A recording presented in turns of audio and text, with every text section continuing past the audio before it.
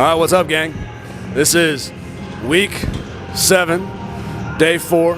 Just got a little accessory day today, but being that next week is our final week and we've got our big test day next Saturday, everything's pretty specific.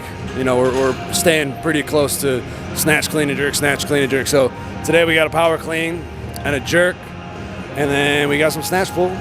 So that's it. And then we max out tomorrow. So it's at a 4 out of 5 intensity. So we'll go a little heavy, but not too much. We'll see how we're feeling. But all right, let's get to work, y'all.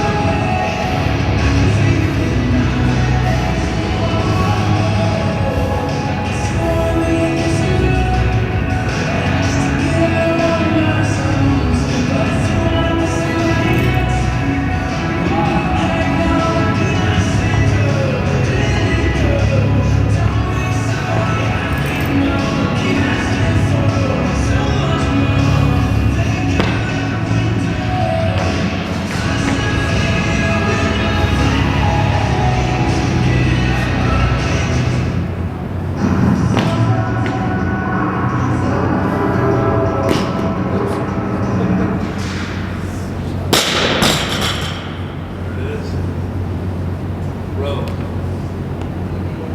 they stole your shit, bro. What's up? What? Oh, they stole your chair.